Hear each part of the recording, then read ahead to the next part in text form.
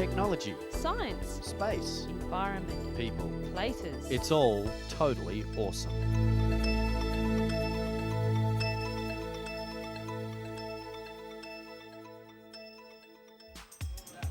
Welcome once again to Totally Awesome. On today's show, is it a man or a monkey? Whatever or whoever, it's sending the feeling of terror around a small town in India. The relationship art has with science. We'll take a look at a very unique exhibition that gives us a better understanding of both.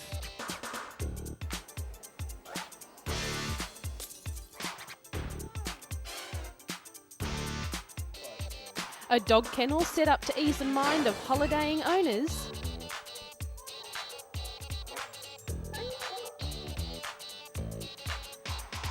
And the Russian motorbike that's turning heads around the world.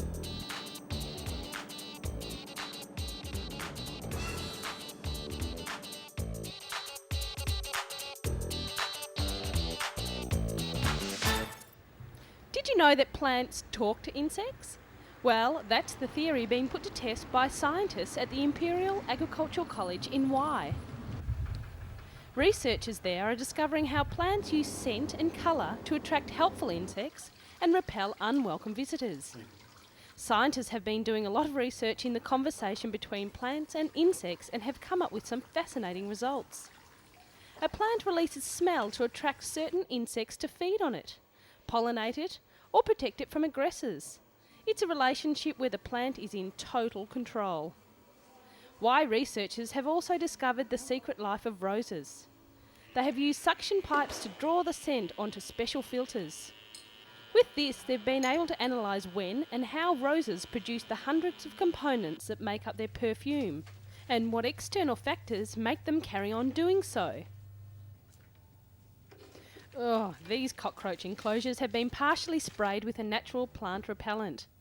If successful repellents can be found, they can be used in fragrant-smelling household products like floor cleaners.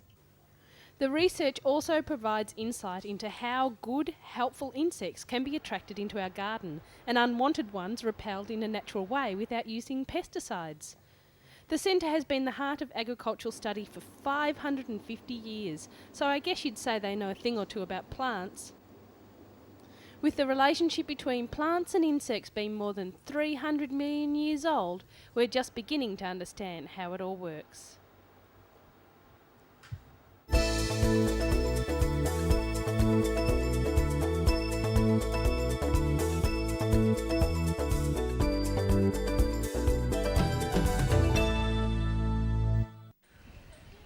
Police in India were on their toes recently when an estimated 65 reports were made about a mysterious attacker with a monkey's face and a human body.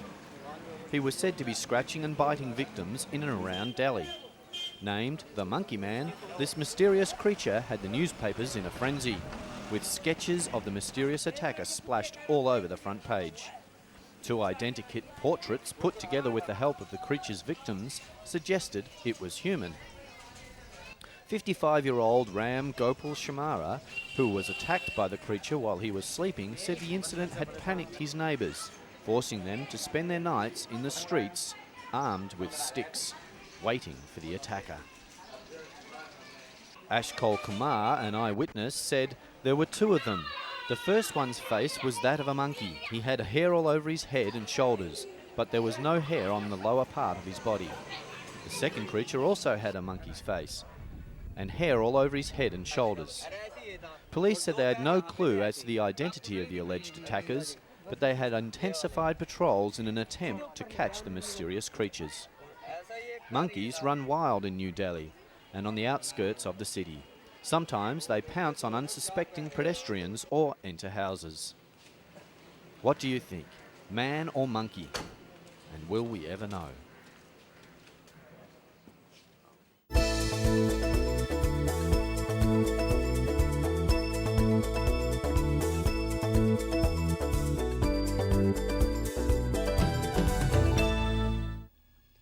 Is this a space ride over a Martian landscape? Not quite.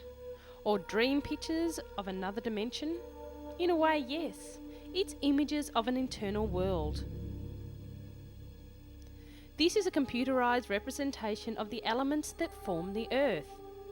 It's an artistic way to show a science point of view in a real manner. This table of 109 known elements is familiar to students of chemistry. Transforming it into works of art is new. The idea of science-inspiring artists is a great way for everyone to understand the concepts behind science. And scientists are always looking for ways to take a look at their ideas. Each of the 109 known various elements is illustrated by a symbol. Arsenic is common in shellfish, so the symbol used is a lobster. The map of Cyprus is a reminder that copper is derived from the island's name. With its potential for use in nuclear weapons, the element plutonium is represented by the Hindu deity Shiva, the creator and destroyer of mankind. While helium gas explodes in solar-like flares that consume the universe.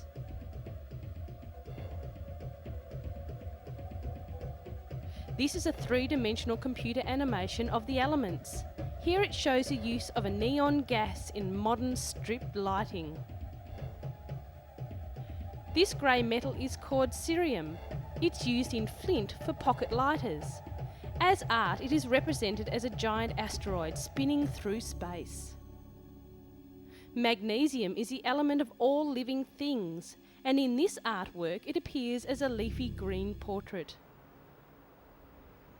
The picture table of the elements is just one aspect of the Arts and Science Festival, centred on the museums and colleges of South Kensington, a very popular place for those who are into the artistic and science scene. It's no accident that these art and science institutes and the Royal Albert Hall find themselves as neighbours. The proceeds of the Great Exhibition of 1851 held in Hyde Park were used to set up these buildings in what was then parkland on the edge of London.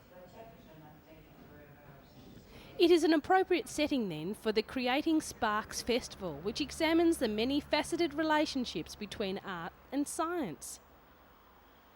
Immortality, creation, evolution, the stuff of artistic as well as scientific research, and the inspiration for these works by sculptor John Robinson. As part of the festival, a collection of these clean-lined sculptures are on show at the Royal Geographic Society, next to the Royal Albert Hall. The festival is hoping to break new ground in understanding artistic and scientific creativity. The heart of the festival is the annual week-long meeting of the British Association for the Advancement of Science. Ooh, what a mouthful. A showcase of research in all areas of science which each year bases itself at a different British university. This year it's the turn of the Imperial College of Science, Technology and Medicine.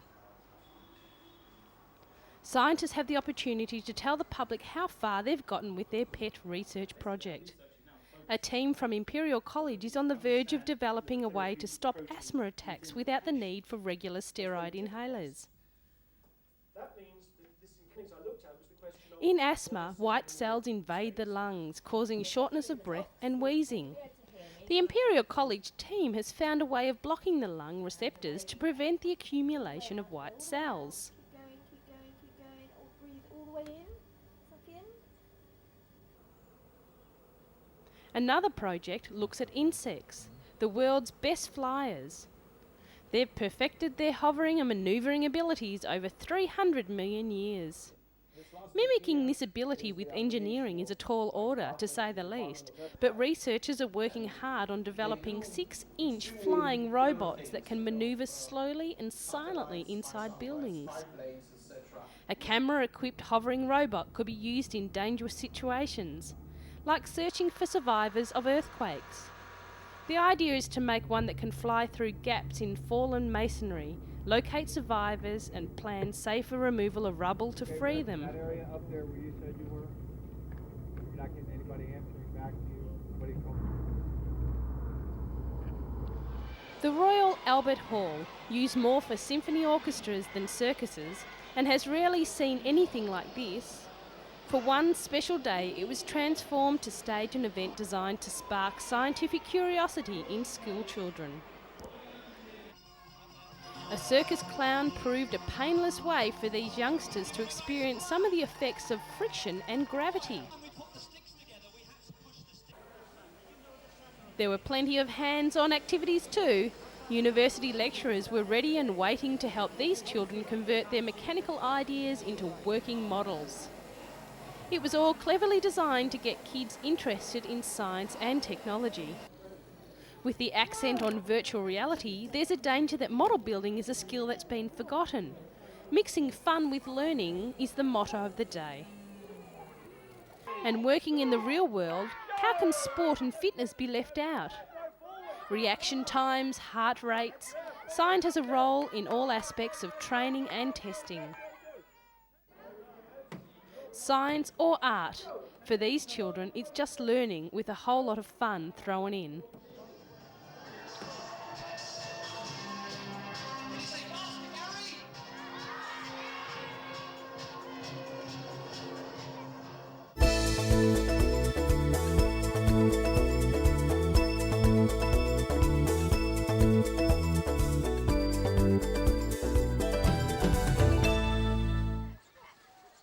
On a hill overlooking Yangon sits a smiling Buddha made from a huge slab of pure white marble.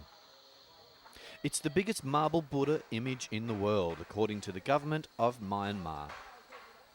It has been nearly a year since an elderly Burmese sculptor stumbled across the huge slab of flawless marble north of Mandalay.